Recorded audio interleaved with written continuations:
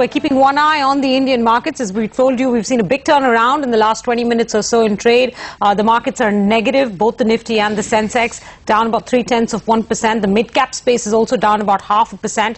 And you'll see on the bottom end of your screen the bunch of stocks that have suddenly lost luster in the last 30 minutes or so. Now, while we're doing that, we've also got one eye focused on what's going on globally. China's latest read on domestic spending and industrial output came in far lower than expected, offering very little comfort to markets that have already been spooked by the prospect of a weakening Chinese economy. Industrial output for January and February, the reading is a combined one, rose to 8.6% on the year, worse than estimates for a 9.5% rise. How will this weak data impact global markets? Joining us on the show, Adrian Mowat, Chief Asian and Emerging Market Equity Strategist of JP Morgan. Adrian, good afternoon. Thank you very much for joining us. What did you make of that industrial production number? In fact, even the retail data came in lower than expected.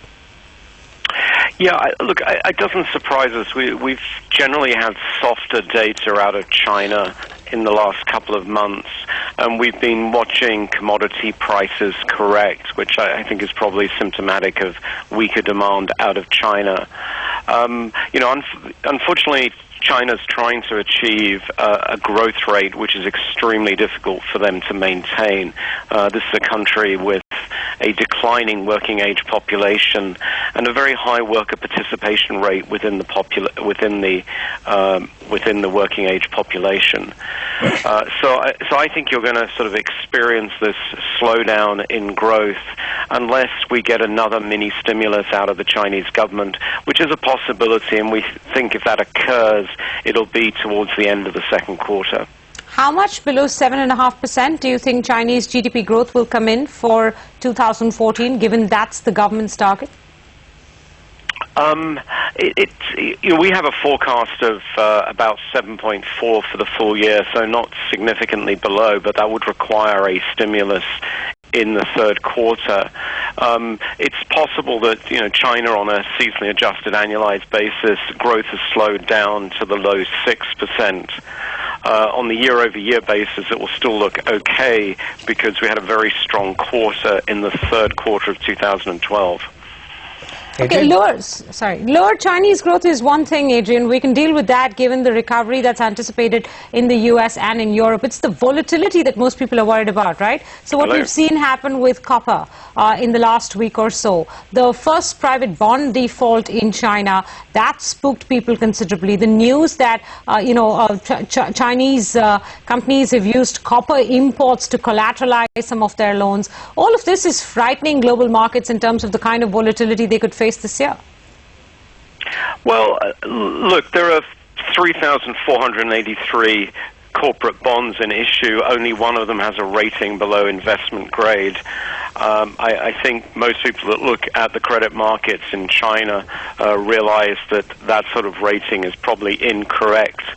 Just as we have Chinese banks trading at 5 times earnings with high yields, because again, the investors don't believe in the reported asset quality. So I don't think there's too much new news in the bond default. We've had very weak old China performance, so old China being asset-intensive industries for a couple of years now, and significant derating. With regards to commodity financing, we did see in 2012 a correction in both copper and iron ore prices because of the unwind of commodity financing transactions. The way these work is you take out a letter of credit, maybe 180 days, and you import the commodity, which is both iron ore as well as copper. You then use that to take out further credit onshore and perhaps use that cash to buy a wealth management product.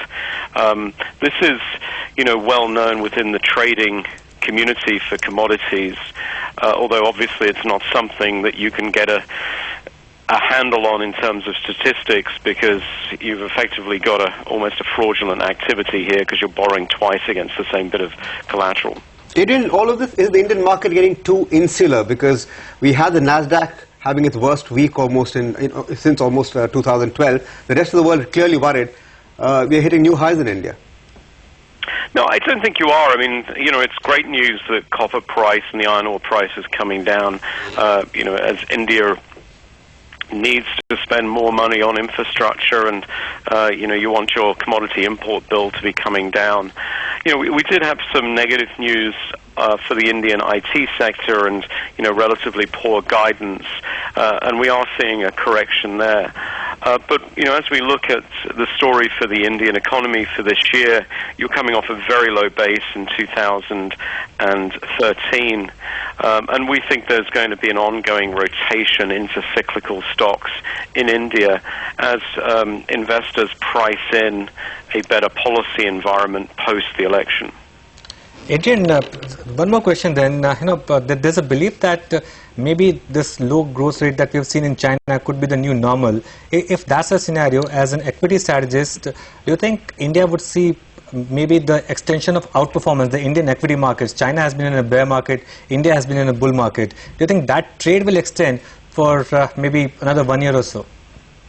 I think it will, because you've got an acceleration in economic activity as a credible assumption in India, whereas China is slowing down. We're definitely of the view that India will outperform. We have an overweight weighting on MSCI India, and we are underweight MSCI China at this point in time. What would change that rating, Adrian, in the course of this year? Would it only be a negative election outcome, or are you looking at maybe other global connects that could hurt India further? Because at least on the external front, we seem to be better off in terms of the deficit, the current account deficit, the rupee and all of that. Look, I think there's multi-factors to look at here beyond just the election outcome. India has a good chance of an accelerating growth just off this very low base, particularly if credit markets remain as benign as they are. We're also beginning to see CPI coming in below expectations, and there's a consensus that the RBI will do a few more tightening, a few more increases in the repo rate towards the year end. If CPI keeps on trending lower, then we might get a more benign monetary environment and possibly even some flexibility for the RBI. If we move into an environment of more rapid approval of projects, there's plenty of pent-up demand for investment in India, projects on hold, and I could see that really helping Indian economic growth.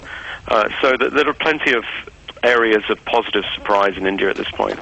Adrian, just one more question then. Is the election trade in India getting a bit extended, especially given the way some of the domestic cyclicals, banks, capital goods, they have been re-rated over the last couple of weeks? Is this getting a bit too over-leveraged right now? I don't think so. Look, I think you're absolutely right to highlight domestic cyclicals. I mean, my view on the market is if the market's going up, it's not necessarily telling you that we're discounting a particular election outcome. I think it's this rotation into domestic cyclicals that's indicating that the market's trying to price in a change in government.